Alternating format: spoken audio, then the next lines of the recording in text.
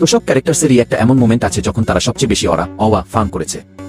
এক, মাদারা, তার সবচেয়ে মোমেন্ট ছিল যখন সে উপর থেকে নিচে জাম্প করে আর সোজা এক বনাম এন্টায়ার শিনোবি অ্যালায়েন্সের সাথে ফাইট শুরু করে দেয়। 2, নারুতো, পেইনের সাথে যুদ্ধের সময় নারুতোর এন্ট্রি ছিল অ্যানিমের অন্যতম সেরা এন্ট্রিগুলোর একটা।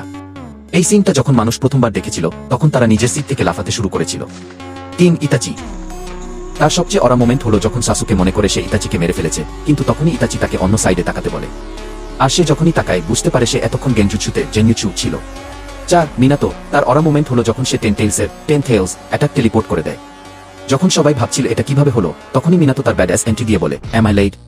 এই সিনটা দেখে তো আমার অবস্থা খারাপ হয়ে গিয়েছিল। 5, পেইনের মোমেন্ট তো সবাই জানে, যখন সে বলে কি অলমাইটি ফাঁস কি আর পুরো ভিলেজ ধ্বংস করে দেয়। 6, কুরামা সবচেয়ে মোমেন্ট ছিল বরুতোতে। যখন একটা বাচ্চা নারুতোকে অ্যাটাক করতে যায় তখন হুট করে সে কুরামার প্রেজেন্স ফিল করে।